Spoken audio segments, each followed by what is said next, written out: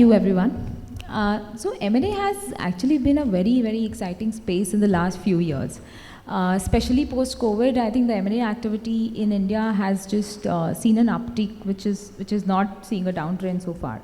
The last year's economy saw about 150 odd $1 billion deals coming through India way. With lots of economic reforms on the way, with India's commitment to doing business, right, ease of doing business in India, making changes on the tax landscape, on the regulatory landscape, along with a lot of these regulatory and policy changes. I feel M&A is really the upcoming thing. There's a lot of excitement on the deal side, a lot of excitement on the M&A side. The deal values are increasing. There's a lot of focus on IT, ITs, startups, pharma, healthcare. All of these industries are growing massively. Now, despite the global, the bleak global network around M&A for, global economy as a whole, India has still seen an uptick in the deals. So I'd like to ask, Abhishek, what do you think is one of the important factors which has contributed to India growing from a deal perspective, and what are the key, industries which you feel are being focused on the M&A side? Right. So I think before answering this question, I think we need to take the context of the India growth story into account before I answer that question.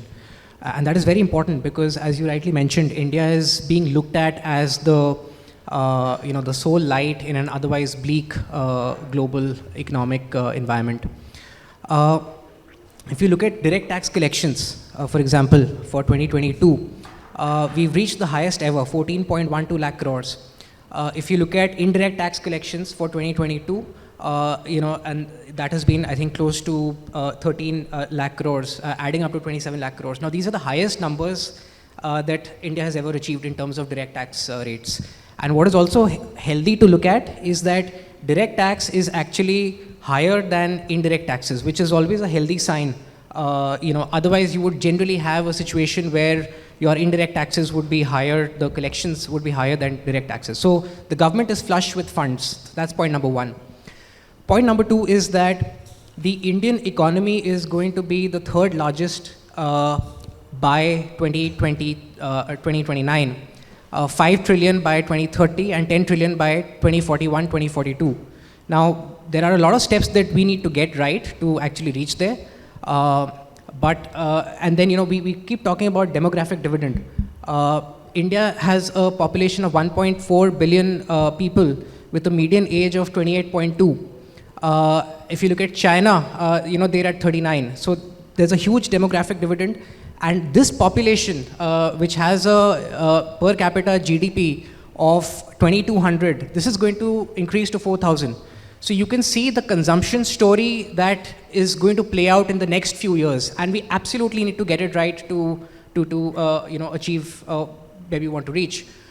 Then if you look at the infrastructure push that the government is giving, $1.7 trillion are going to be invested in the infrastructure sector in the next 5 years. Now imagine what that is going to do to various sectors of the economy. It will have a trickle-down effect. Now some sectors, for example, real estate, logistics, and hospitality and travel, are obvious winners in this, in such a situation. But that will also reduce your cost of doing business in India. So these are some macro factors which are playing out why India is being looked at as the next beacon.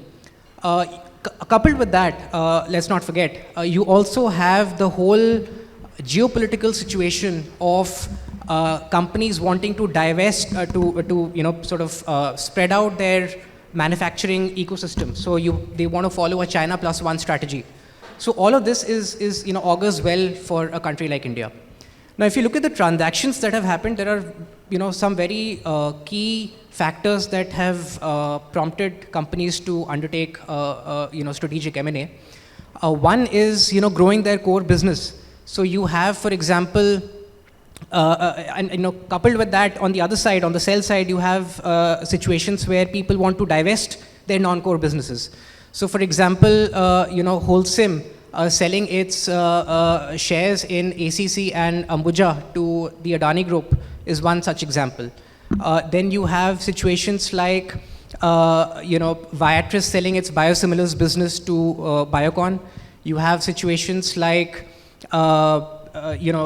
Citibank selling its consumer banking business to Axis Bank. And then you also see another play where you see companies that are consolidating. So you have, the Inox PVR merger as an example. You have Sony and Z merging. So that's another example of that.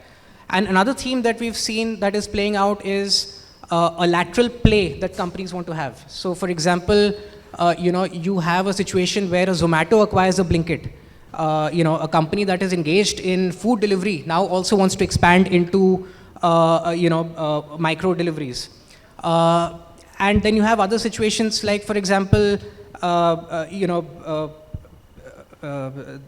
what's that? The Bacha Masala acquisition by Dabur. So, that's another play where a company wants to, you're seeing both. You're seeing companies wanting to double down on their core, and you're also seeing companies wanting to, have another line of business that they want to prop up. Right. No, I totally agree. I think strategic investments are something which the clients definitely have. There are a lot of companies who have big pockets and they definitely want to expand vertically, horizontally, both. One more interesting thing I'm going to add is the private equity. The private equity has a huge chunk of money that they're waiting to invest, right, and waiting for the right deal. So I think my question is going to be for you, Varun. What do you think are the key trends which are going to be in the private equity space? And how do you see private equity playing a critical role around the Indian M&A dealscape? I think this is a very good question in the context as we stand, especially the geopolitical position. Now, I think to answer that, we'll just throw a bit of macro numbers and then you can come back to it. India broadly $3.5 trillion. First $1 trillion we took 60 years to reach there. Next $1 trillion we took 12 years to reach there. And the last trillion is from 2014 to 2019. It's like 5 years. Now, if that is the movement, now as 2023, next 10 years, we are targeting a $5 trillion mark by 2017, and I would say a 10 trillion by 2030. And I say this because we lead that policy think tank at the government level also. So we are into a lot of policy think tank. So just imagine, in the next 2 years, you're talking about that kind of wealth creation, which has not happened in the last 73 years. And out of this, you talked about private equity dry powder. You have $3.2 trillion with global PE and VC funds looking for a market. Now the question is, which is the market? Now there are top 5 economies, right? US is growing at 1%, China 4.5%, Germany is under growth. Japan is hardly 1%. India is the only bright spot, which is 6.5% growing. And they say that even it's projected. Out of this $3.2 trillion, they're saying around 600 billion is a known number in a lot of the reports, but I think $1 trillion. Just imagine the kind of M&A activity and the private equity investments is going to create. I think India is the space to be in, and it's great to be a PE and M&A lawyer right now. Just last coupled with the fact, and I think this is the reason why the foreign law firms have seen through this, and they're trying to tap in this market, and that's the context. They don't want to go into courts. This is where the dollar lies. Vaibhav, I think you want to just add on something, right? Yeah, first of all, I think with greatest of respect to all the esteemed panelists here, I have a contrarian view. I don't share the same level of enthusiasm when it comes to M&A deal activity as my fellow panelists do.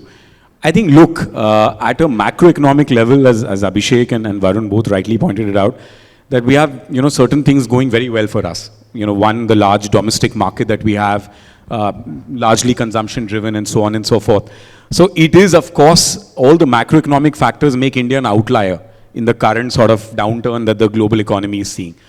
But, if you actually think about it, whenever you look at business growth and whenever you look at business growth cycles and corporations, when the economy is growing at a very moderate pace, companies continue to flourish and do their business. But when the economic activity is extremely rapid, that's the time when a lot of businesses fail as well. And, you know, to be very honest with you, my experience and a lot of my other colleagues in other firms is that over the last year or so, see, a lot of business cases were made on the basis of the use of digital technology around COVID. And as soon as COVID sort of situation returned to normalcy, a lot of those business case assumptions on the growth based on technology has obviously taken a huge hit. We have, in the last 8 to 9 months, seen almost 40 to 50,000 people losing their jobs in the tech sector. The cost of debt has gone up, the cost of equity has gone up. And you add to these complications the challenge that a lot of businesses are right now under massive issues of corporate governance. So you look at all of that, and most people will tell you the number of term sheets that they were churning out on a month-on-month basis has gone down. I think the global investor community is now going to go into a slightly pause mode up till the elections. Once the election results are out, I think is when you're going to again see a revival of sorts. But I think what is very critical is that, as I said, when there is such massive economic activity, this is the time when companies will also shut down. There'll be a lot of businesses that will end as well. And it is that process of ending of those businesses that will be critical. See, there is nothing wrong with, you know, business bets going wrong. The problem in this country, however, is that each time a business shuts down, you have the SFIO, you have the Enforcement Directorate, everybody breathing down the neck of the promoters. That's a problem. So businesses crumbling, businesses failing is certainly not a problem that anybody should have. What I have a problem with is when issues associated with governance become the big challenge, right? Go Mechanic is a classic example. You've seen what's happened with Bharat Pay, which is in the matter of litigation at the moment. We're all reading reports of what's happening with one very large edtech over the last 2-3 days. So there is, of course, going to be these challenges. And I think the global investors are getting nervous, and I'm sure you being a part of a big four will also vouch for the fact that one of the biggest nervousness that international investors have is the credibility of numbers. The balance sheets, the numbers on the basis of these business assumptions that are made, are they genuine, are they legitimate or not? So I think what's going to happen over the next 1 year is, I think there is a funding winter. Most tech company founders, you talk to them in strict confidence, will tell you there is a funding winter. They're all trying to shore up resources from here, there, try and reduce their cash burn. And now they're going to wait for another year or so to again hit the markets, whether it's the primary capital markets, whether it's PE. PE/VC is definitely, there's a bit of a slowdown.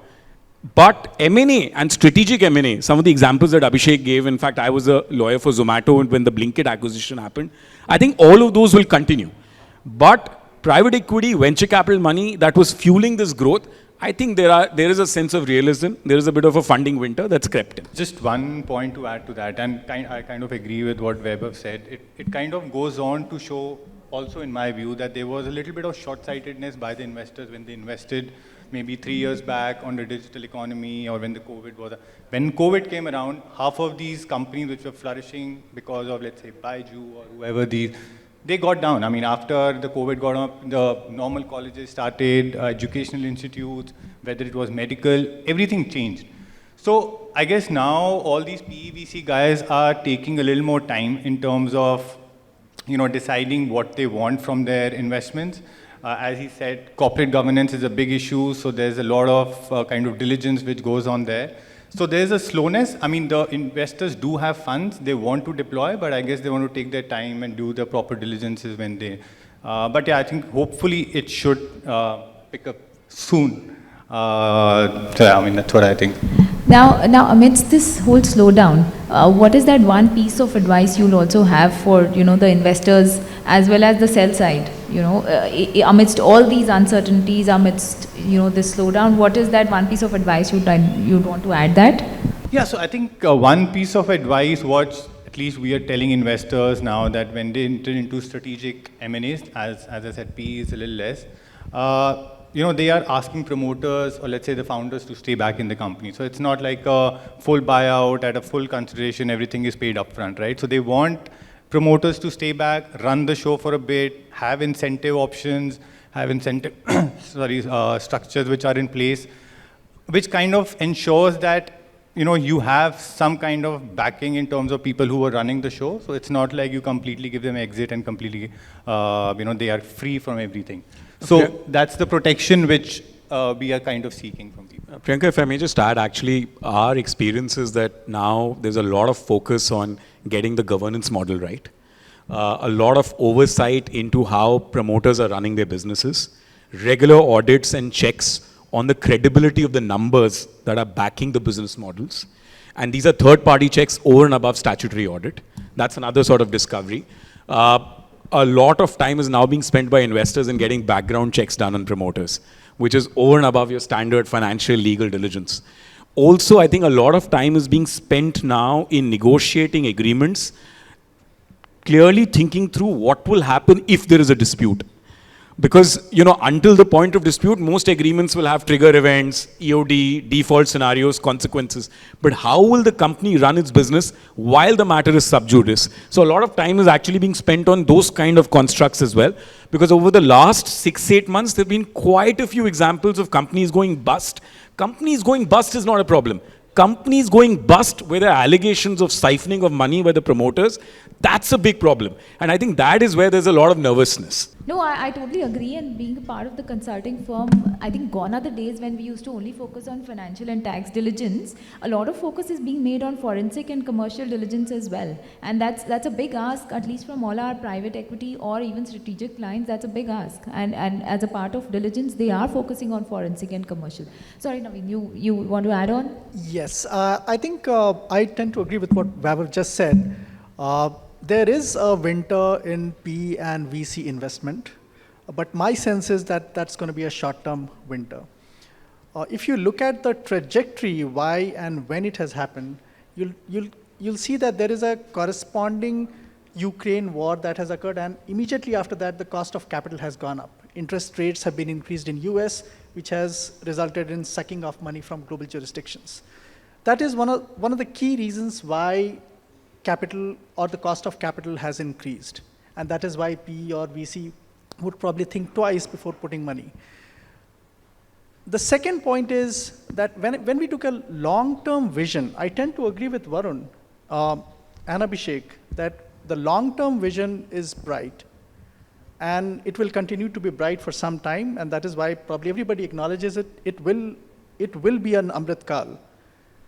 Now the third point is in the short-term sense, apart from there being a forensic evidence or forensic diligence, tax, others, now there is also an emphasis on verification of assets by a company. Because recently, I mean, this has been my experience in a couple of transactions, the investors have realized that the assets which were disclosed by the company were not actually there on the ground. It was all there in the books. Clearly, it was a case of fraud. So now the investor community has also started verifying the assets which are being claimed by a company or a startup. This has been seen in the startup segment. Now, this is all about the startup world. In the strategic segment, things will continue to move the way they are moving. Whether we look at the short term, the long term, Abhishek cited Adani acquisition of ACC and Ambuja. I was the one who was involved in that transaction. If you look at the pattern, most of the big Indian conglomerates, I'm not saying the biggest of the big, but even amongst those conglomerates, there is a sense that now we need foreign money and foreign expertise. That is why many such group companies have foreign investment and they're increasingly increasing their stake. Kubota's investment into escorts is a classic example. Likewise, there are many others. So my sense is that in the short term, yes, there is a winter, but in the long term, it's going to be very bright. Thank you for that. And on the note of that foreign direct investment, this has been a topic for discussion for last few weeks because of the angel tax which has come in, right? Any thoughts around that? Maybe Dushyant, if you want to add on.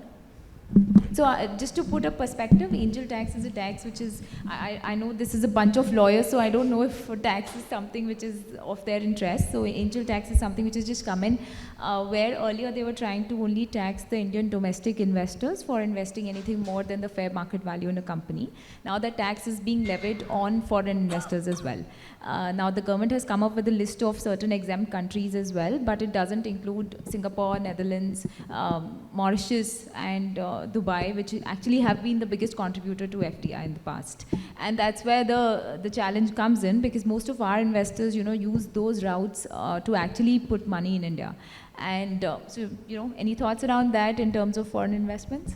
Yeah, I think so. That's you're completely right, and we're facing challenges almost in all transactions now, because this is one move which shows that maybe the government doesn't want investment, but obviously that's not the case, because you have other avenues which are being opened up in terms of what FDI is. So, and as you said, some of the countries are exempted, but even those countries, even under those countries, there are only certain entities which get exempted. So, a normal FDI investor today gets hit by that regulation, even if it's from one of the exempted countries. So that, at least from our side, it's not the ideal situation, and it's definitely going to impact. Obviously, people are going to find ways to do things, have an entity set up in one of those other jurisdictions, because I think the 2-3 jurisdictions which have been kind of banned are more, or whatever, or were used as tax havens previously, whether it was Mauritius or Singapore. So it seems like it was a trend which started when, Mauritius was, the tax haven status of Mauritius was taken away. But I definitely think that this really needs to be rethought by the government, and, more exemptions need to come in. Priyanka, I just wanted to answer one question. You said, what is one big trend from the sell side that we are seeing? I think what has happened is that with a few sort of very celebrated rulings, particularly what we saw with Daiichi, with Singh brothers, what Unitech went through, some other sort of interesting disputes that are playing out in court right now. I think promoters and business owners are understanding the value of reps and warranties, and what it takes and the onerous liabilities that can flow through if they are negligent when those reps and warranties are given. So, I mean, typically, people used to find it earlier a very convenient way to blame the lawyers, saying, hey, they're spending too much time discussing reps and warranties. But now I think a lot of promoters, they've understood that there is value in negotiating hard on reps and warranties, because ultimately indemnity payouts are a near certainty if there is a claim event. It's a matter of time, and with arbitration law also getting reformed, and one of the fellow panelists in the previous discussion did bring that up. So therefore, I think that's a near certainty now, that you're seeing better enforceability of contracts, particularly Delhi High Court, Bombay High Court, they're also strict on enforcement. So as a result, you're seeing that I think sell sides are also very careful in particular about indemnity covers, reps and warranties. And as a result of offshoot of that, rep and warranty insurance is becoming again a vogue sort of a device that many sell sides are actually sort of adopting. One point on the sell side, especially now in the startup kind of industry, non-competes are becoming very important, because, a lot of times these promoters who have, kind of now sold out, their idea, so to say, they want to still not be out of business, right? I mean, they're all young people. They want to still do something for the country, for themselves. So that's also a very, very important aspect when you're especially looking at a startup M&A transaction. I'd just like to come back quickly on Section 56, because I think that shows, I think we need to strike a balance between anti-abuse provisions and ease of doing business. So I think Section 56, the applicability to non-resident investors is a bane for, just in terms of doing, business in India and investing in India. You had a situation, so now effectively with 56 now being applicable to non-resident investors, you have a situation where under FEMA, you are saying that your FMV has to be your floor. But under Section 56, the FMV becomes the cap, because if it increases if the consideration is more than the FMV, then the Indian company is going to get taxed, and we're perhaps the only jurisdiction that is taxing a capital receipt as a revenue receipt. The problem is that, you may still say, and we're all adults here, we're all lawyers, we all know how valuations are done. So in terms of Section 56, it permits two methods of valuation. One is, the DCF methodology, where it says that it has to be a Cat 1 merchant banker that has to issue the certificate. And the other is a net asset value method with some deductions, with some adjustments. Now, the problem is, all of this is fine. You've now started having cases where the tax authorities have said that okay, you invested in, 2015. I want to see the valuation report. What assumptions did you take? And then they're going into questions of, in your valuation, you had projected that revenue is going to go 5x. Actually, you've just achieved 1x. So therefore, valuation itself is incorrect, and so therefore, I have a claim under Section 56. Now, all of this, has started coming up in domestic transactions. The moment you have foreign investors also, subject to this regime, that is a Pandora's box that's going to open up, and that is going to be Vodafone number 2. So I think we need to be very, very careful of the kind of legislation that I think the approach has to be mature, and we really need to think through what are the second order and the third order effects of any legislative changes that we want to bring up, merely because we're trying to cover up, one regulatory loophole. No, I absolutely agree, and that's why structuring of a transaction, closely becomes extremely important. Whether do you really want to issue an instrument which is equity, or would you want to consider a convertible debt instrument where 56 will not probably apply, but at the same time it's a convertible debt instrument, not an equity. So I think we all have those open points, and therefore a careful consideration is required for structuring a transaction before actually it takes place, right? So I totally agree with that. Coming on to the next question, which is actually on the IPO side, we've seen a lull in the IPO in the last year, right? What's the current market trend around IPO which you are looking at, and do you see IPOs going up, because there have been a couple of DRHPs which have been filed in this year? So any thoughts around the IPO market? How do you see the IPO market coming in? Well, I think you're absolutely right. As I mentioned, I think companies now are wait and watch mode. They're all going to wait for some political stability to play out.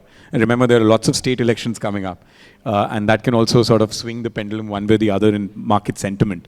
But I think you will see over the next 6 to 8 months a lot of DRHPs getting filed, and then I think they will all be hitting the markets post-election. That's the anticipation that you typically have. But one thing I do want to point out, right? Most of us do talk about it. There's almost a inverse relationship between IPO market and M&A market. And normally when IPO market goes up, typically that's when M&A activity goes down, because obviously then every investor is looking for an exit through the capital markets route. The trend that we are seeing is, and as all the other fellow panelists have called out, I think definitely strategic M&A is playing out in a big, big way. So everybody's now trying to sort of consolidate, grow their businesses, and then maybe look at an exit in a year, 18 months from now. So we're going to see all of that play out quite soon. Coming on to the election point, that's something which definitely is going to play an important part. Considering that we are hardly a year away from elections, how do you see the M&A trend and the IPO trend moving? From September onwards, let's see, which is just 6 months before the elections takes place. So, any thoughts around that, Varun? Yeah. So my view, I think, is bit contrary to some views here. I'm very optimistic, and I think reason probably is also that I'm a lawyer plus running my own firm, so I'm an entrepreneur also. And I see the macros, and we see the numbers are not saying it's negative. It's only holding, it's a bit of a hold up because of the Ukraine war situation. But as I said, these issues of corporate governance or tax issues, these are not macro level issues. These are operational issues. At a macro level, when you get the big dollar, there's $3.2 trillion of dry powder with private equity funds. And India is growing at 6.5. There's no way this is not going to trickle down. Election year, I think if anybody heard the PM speech at the US Congress, that would set the tone actually. Categorically, he is mentioned, and this is the first time, which is coming from directly. It was indirect. That Quad is going to be acting and India is going to change supply chains. It's a statement by the PM at the floor of the US Congress, which means it's not only the new economy, it's going to open up the entire manufacturing sector. So, and that is good, a statement of that effect will have a trickle-down effect. So I am of the view that even if it's the election year, Apple has entered. Apple is a $3 trillion company itself. They've entered India in the election year. So I see a trickle down happening, and this is going to open up very fast. Just one point. I think, a lot of times when people compare India and China, one thing that comes up is that China has grown because of the government. And in India, India has grown despite the government. So I think, in the long term, I think, I think we're all set. Garima, I So think I the have to- sentiment, I think the point that I do want to make is that the sentiment is that of careful optimism. I think being sort of carried away with the overall momentum, the macro story is great, which is why we are all here and having a good time doing what we do. But I think the sense of a caution is very critical. Because I think we are also going to see, and remember, all it takes is 2 bad stories, and suddenly investors start looking at other jurisdictions. So we need to be careful. Governance is going to be a big challenge in times to come. Even if you look at the domestic sector, you are now seeing almost the pendulum swing the other way, where the regulators are working overdrive mode to actually plug regulatory arbitrage. Whether you look at the e-commerce sector, you look at the consumer protection rules, they are draconian, if I was to put it mildly. If you look at what fintech sector is having to experience at the moment, RBI is going absolutely hammer and tongs and trying to sort of make sure that there is no arbitrage. So domestic sector, I think regulators are going to be strict, and they are continuing to be strict. So the pendulum is swung the other way. I think they're trying to weed out all the smaller players to get more organized players in the system. And when that happens, there's always heartburn. And I think that's the story that's currently playing out. I'll just add to what Vaibhav said. I think regulators take a very cautious view. That is why they are regulators. So I think if you look at the uniform pattern of most of the regulators at a macro level, more or less, they start off with a strict position, and based on the market sentiment, market practices, they regulate or deregulate or tighten the noose, or probably will liberalize certain provisions. But they have to start on a strong footing. That is what the job of a regulator is. Now, coming back to your question on how the election year will pan out, I think it will literally have no impact. M&A is purely commercially driven exercise. It's an exercise of corporate houses which are driven purely because of commercials.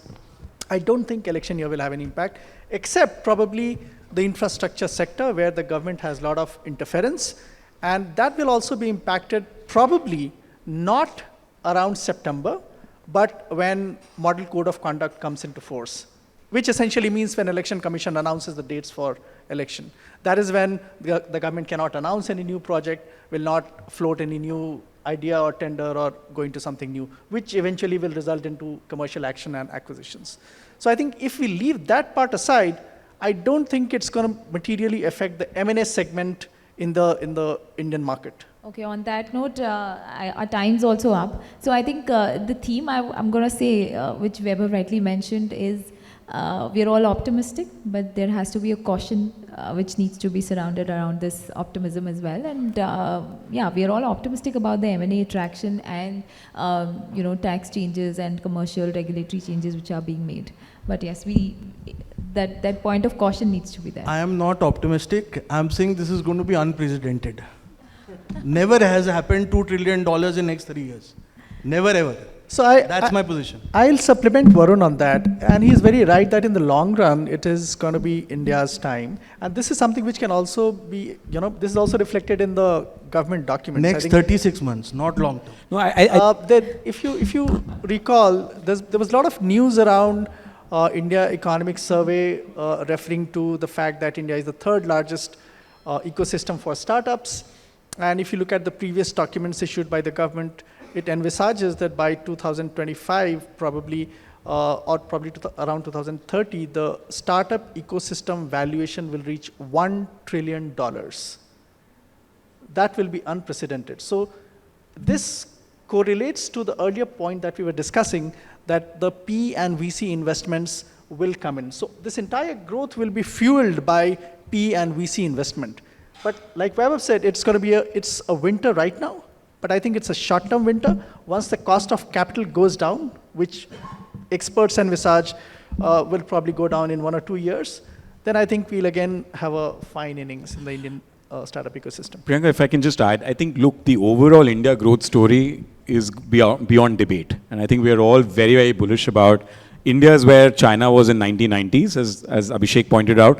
We are at a per capita of about $2,600. I think we are going to now move from here to about a $5,000 per capita. So there is going to be a lot of growth. But I think the point to watch out for us as lawyers is that whenever there is growth, there is a lot of disruption. And disruption means also pain stories. I think that was my sort of focal theme here. And through all of that, there's and optimism through all for of that, insolvency, right? So on a lighter note, lawyers earn both ways, whether even if it's pain or growth. Yeah. So I think it's a good position. and through all of that, Vaibhav talked about, some disruption in traditionally run businesses as we proceed in the next cycle of growth. I think a central pillar will have to be how maturely regulators and the government acts when situations that are not conducive come up, and how you plug them, and how maturely you think about them and how maturely you address them. So thanks everyone. Thanks for an interesting session. I hope the audience enjoyed as much as we did. Thank you so much everyone.